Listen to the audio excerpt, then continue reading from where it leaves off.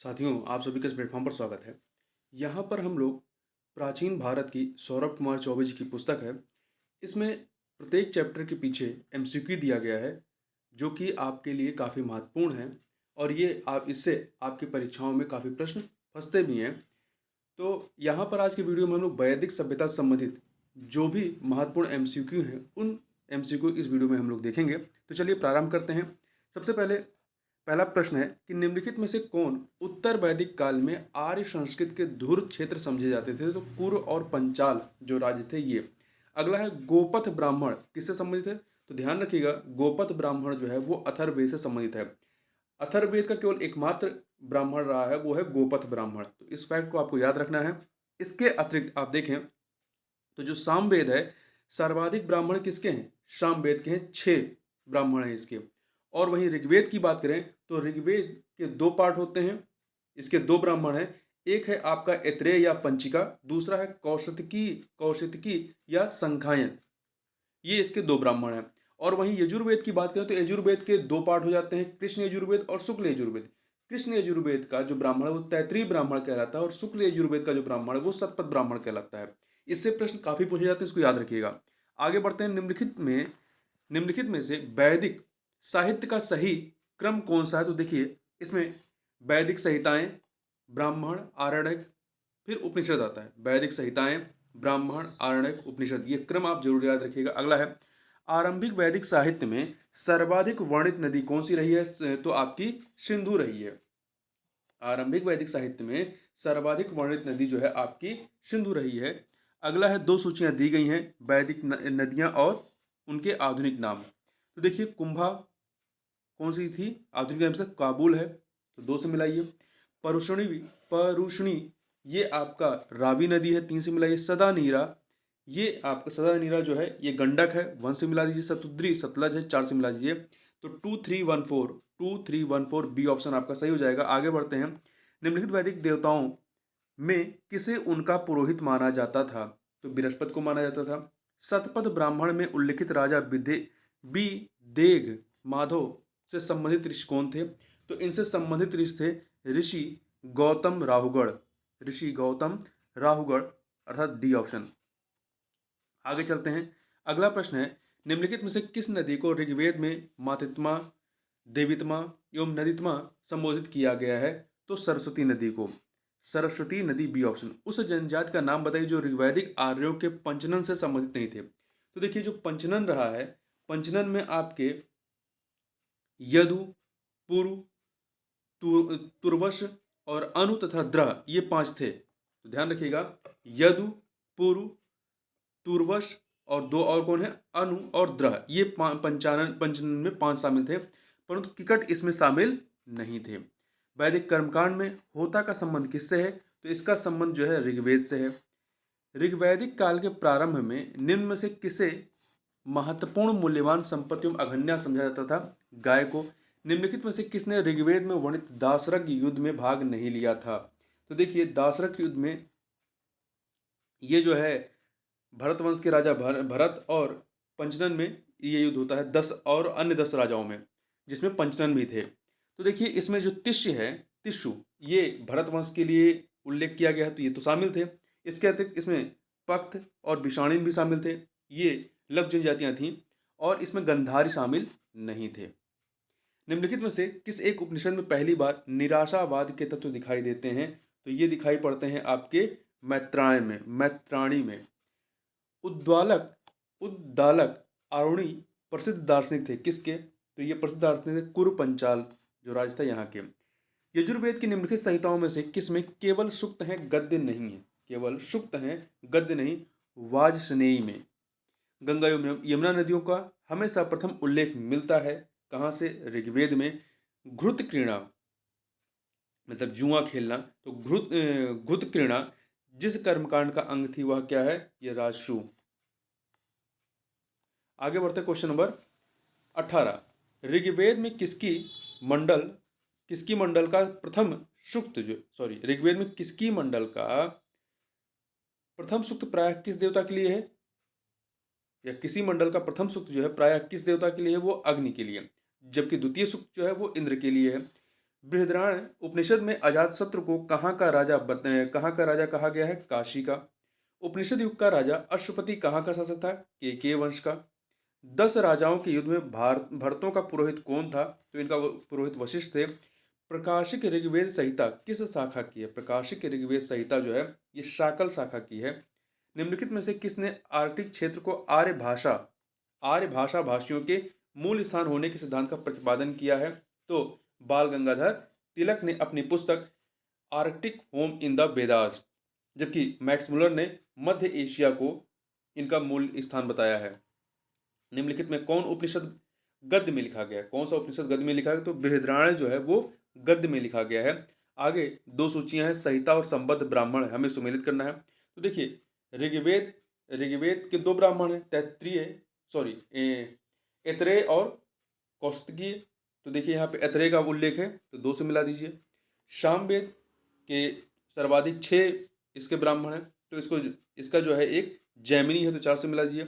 अथर्ववेद का केवल एकमात्र जो है ब्राह्मण है वो है गोपत ब्राह्मण, तो 3 से मिला दीजिए। यजुर्वेद के 2 हैं, तैत्तिरीय और शतपथ, तो तैत्तिरीय यहाँ पे दिया गया है तो 1 से मिला दीजिए। तो 2431 जो है आपका डी ऑप्शन। ऋग्वेद में किन नदियों का उल्लेख अफगानिस्तान के साथ आर्यों का संबंध सूचक है? तो सुवास्तु और कुंभा नदी।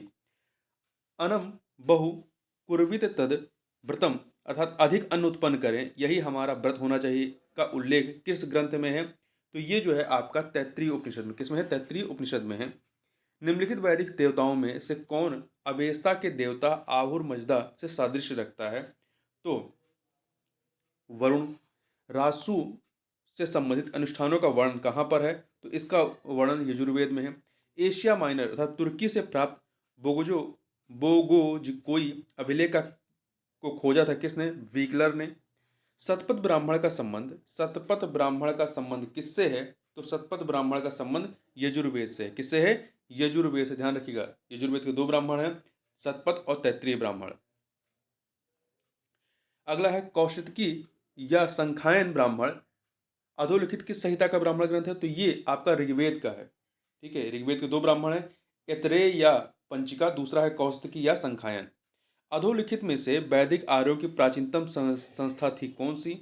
तो इनकी प्राचीनतम संस्था विदथ थी, विदथ। ऋग्वेद के टीकाकार षण निम्नलिखित में से किस राज्य से संबंधित थे? तो ये विजयनगर से संबंधित थे। आगे बढ़ते हैं अगले प्रश्न पर। प्रसिद्ध युक्ति तत्वमसी निम्न में से किस उपनिषद में मिलती है? तो ये छंदोग्य में मिलती है, छंदोग्य उपनिषद में मिलती है तत्वमसी। ऋग्वेद में यदुजन का अधिकतर किसके साथ युग्म बनता है? यदुजन का तो तुर्वसु के साथ इनका बनता है। इंद्र महाभिषेक यज्ञ का विवरण दिया गया है, ये कहाँ पर दिया गया है? ये दिया गया है आपका ऐतरेय ब्राह्मण में। निम्नलिखित में से किस एक में सर्वप्रथम गोत्र शब्द का प्रयोग कुल के अर्थ में किया गया है? तो गोत्र शब्द का प्रयोग कुल के अर्थ में अथर्ववेद में किया गया है। उत्तरी पांचाल की मुख्य शाखा का संस्थापक कौन था? तो ये था तुर्वसु। आर्य शब्द इंगित करता है भाषा समूह को। नचिकेत और यम के बीच सुप्रसिद्ध संवाद उल्लिखित है कहाँ पर? तो कंठ उपनिषद में। निम्नलिखित नचिकेत और यम के बीच। अगला है क्वेश्चन नंबर 42। निम्नलिखित में से कौन सी वह ब्रह्म वादिनी थी जिसने कुछ वेद मंत्रों की रचना की? तो लोपामुद्रा ने। आयुर्वेद अर्थात जीवन का विज्ञान का उल्लेख सर्वप्रथम मिलता है कहाँ पर मिलता है? अथर्ववेद में मिलता है। उद्दालक आरुणि तथा उनके पुत्र श्वेत केतु के बीच संवाद किस उपनिषद में है? तो ये आपका छंदोग्य उपनिषद में है। अगला है निम्नलिखित वेदांगों में से कौन सा एक सही सम्मिलित नहीं है? तो देखिए वेदांग मतलब 6 अंग हैं इसके, कौन कौन से? कल्प है, शिक्षा है, ज्योतिष है, निरक्त है, व्याकरण है और छठा है छंद। तो यहाँ देखिए कल्प का संबंध कर्मकांड से है, शिक्षा का ध्वनिशास्त्र से है, ज्योतिष का खगोल विज्ञान से, निरक्त और व्याकरण दोनों ही अंग हैं, इनका आपस में संबंध ही दोनों अलग अलग हैं। ठीक है, निरक्त का संबंध जो है वो शब्द की व्युत्पत्ति से है, तो यहाँ पे डी वाला सही नहीं है। आगे बात करते हैं अपने पुरोहित गौतम राहुगण के साथ विदेत माधव के पूर्व की ओर प्रव्रजन की कथा निम्नांकित में वर्णित है। कहाँ पर वर्णित है? तो ये आपका सतपथ ब्राह्मण में। कहाँ पर? सतपथ ब्राह्मण में। शुरा की आहुति किसका लक्षण है? तो शुरा की आहुति जो है श्रोत्रामणि का लक्षण है। राज्य के अधिकारी जिन्हें रत्नी कहा जाता था, किस यज्ञ से संबंधित होते थे? तो ये जो है आपका राजसू यज्ञ से संबंधित होते थे। राजा के निर्वाचन से संबंधित सूक्त पाए जाते हैं किसमें? राजा के निर्वाचन से संबंधित सूक्त जो है ऋग्वेदियों में, अथर्ववेद में पाए जाते हैं। वैदिक युग में राजा के पश्चात महत्वपूर्ण अधिकारी पुरोहित होता था। अगला है, निम्नलिखित में से कौन सा यज्ञ राजा के राज्याभिषेक से संबंधित है? तो राजसूय यज्ञ। निम्नलिखित ग्रंथों में से किस में सर्वप्रथम परीक्षित का उल्लेख मिलता है? तो अथर्ववेद में। कहाँ पर अथर्ववेद मिलता है? उत्तर वैदिक साहित्य में राजाओं और राज्यों के निम्नलिखित युगों में से कौन सा एक सही सुमेलित नहीं है? अजातशत्रु काशी के राजा थे, अश्वपति कैकेयी के, जनक विदेह के, जन्मेजय गांधार के नहीं बल्कि कुरु के राजा थे। जन्मेजय कुरु के राजा थे, तो डी वाला सुमेलित नहीं है। निम्नलिखित पुरोहितों में से किसका कार्य यज्ञ के संपादन का निरीक्षण करना था? तो किसका कार्य था यज्ञ के संपादन का निरीक्षण करना? तो ब्राह्मण का कार्य जो है यज्ञ के संपादन का निरीक्षण करना होता था। देखिए थोड़ा सा और समझ लेते हैं। होता क्या होते थे? होता या होत्री जो है, देखिए ऋग्वेद के 10वें मंडल में यज्ञ करने वाले ऋतविजों अर्थात पुरोहितों के 4 वर्ग बताए गए हैं। इसमें 4 वर्गों में आपके होता या होत्री, उद्गाता, याज्ञिक या अधर्व्यू जो यहाँ पर दिया गया है, और ब्रह्मा, ये 4 हैं यहाँ पर। ये 4 के चारों जो हैं पुरोहित हुआ करते थे। होता या होत्री यह ऋग्वेद का ज्ञाता था। यह यज्ञ कुंड में अग्नि का आधान कर मंत्रों द्वारा देवताओं का आवाहन करता था। और जो उद्गाता होता है, यह सामवेद का जानकार होता था।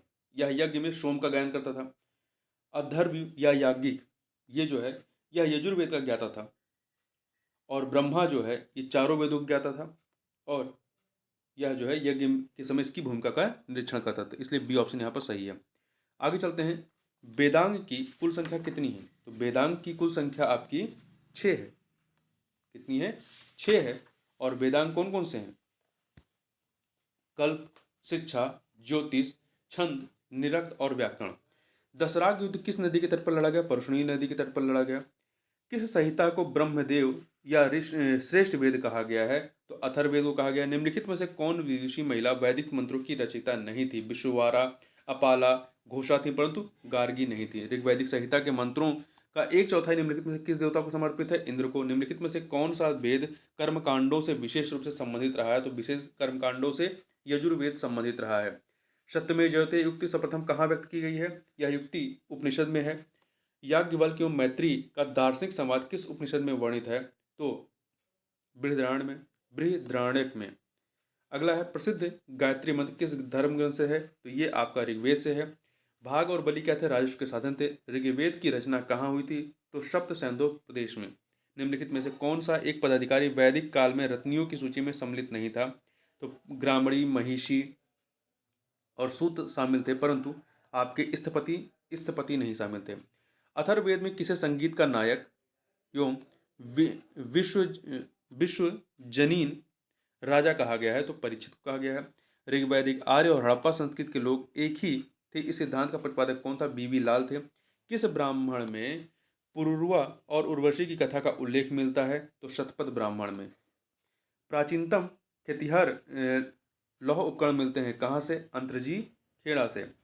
बाल खिल्य का संबंध किस वेद से है? तो ऋग्वेद से है। निम्न में से किस वेद में आहुति या बलिदान संबंधित सूत्र जो है वो समाहित हैं? तो यजुर्वेद में। कहाँ पर है? यजुर्वेद में। पुरुषमेध यज्ञ का उल्लेख सर्वप्रथम मिलता है, तो कहाँ पर मिलता है? शतपथ ब्राह्मण में। निम्नलिखित में से कौन वेदांग का हिस्सा नहीं है? कौन सा वेदांग का हिस्सा नहीं है? तो देखिए ज्योतिष, कल्प, निरक्त, छंद, शिक्षा, व्याकरण ये तो अंग हैं, परंतु आगम इसका अंग नहीं है। निम्नलिखित में से कौन एक ग्रंथ वैदिक कालीन रत्नियों की सूची का उल्लेख करता है? तो ये जो है शतपथ ब्राह्मण है। सर्वप्रथम पुनर्जन्म का उल्लेख मिलता है कहाँ पे? शतपथ ब्राह्मण से। आगे चलते हैं क्वेश्चन नंबर 77। युद्ध उपकरणों की प्रशस्ति में यंत्र मंत्रों का संकलन मिलता है ऋग्वेद में। सर्वप्रथम किस वेद में लिंग पूजा को आधिकारिक अनुष्ठान के रूप में मान्यता देकर उसके प्रति आर्यों में प्रचलित भय को समाप्त किया गया? तो यजुर्वेद में। अस्पृश्य शब्द का प्रयोग सर्वप्रथम मिलता है शतपथ ब्राह्मण में। किस वेद में वेद पाठी ब्राह्मणों की तुलना बरसाती मेढकों से की गई है? तो कहाँ की गई है? ऋग्वेद में की गई है, ऋग्वेद में की गई है। किस धातु को बी गार्डन चाइल्ड ने जनतांत्रिक धातु कहा है? लोहा को। निम्नलिखित में से ऋग्वेद में कौन सा, एक सेकेंड, कौन सा देवता कौन सा देवात पुरोहित भी माना गया है? कौन सा देवता पुरोहित भी माना गया जो मनुष्यों तथा देवताओं के बीच की कड़ी है?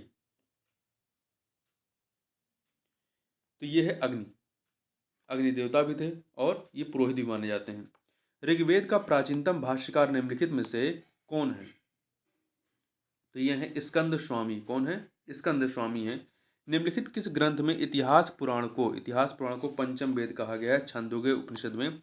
अनेक वैदिक यज्ञों का संपादन दर्श में होता था। अनेक वैदिक यज्ञों का संपादन दर्श में होता था।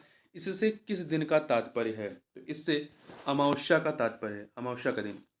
समुद्रगुप्त के अतिरिक्त अन्य किन प्राचीन भारतीय नरेशों ने अश्वमेध यज्ञ का संपादन किया? तो समुद्रगुप्त ने किया था। इनके अतिरिक्त प्रवरसेन प्रथम वाक्टक वंश के, पुष्यमित शुंग ने, और इच्छांकु वंश के शांत मौर्य ने किया था। तो 2, 3, 4 बी ऑप्शन। उस जनजाति का नाम बताइए जो ऋग्वैदिक आर्यों के पंचनन से संबंधित नहीं है। तो पंचनन में देखिए 5 जो रहते हैं वो कौन कौन से हैं, जिसमें यदु, पुरु, तुरस, आपका तुर्वश, ये हैं। इसके अतिरिक्त अनु और द्रह हैं। इसमें आपका विषाणिनी नहीं शामिल है। ऋग्वेद में कितने अष्टक एवं अध्याय हैं? तो 8 अष्टक और 64 अध्याय हैं, याद रखिएगा। तो इस वीडियो में बस इतना ही। मिलते हैं नेक्स्ट वीडियो में, तब तक के लिए बहुत बहुत धन्यवाद।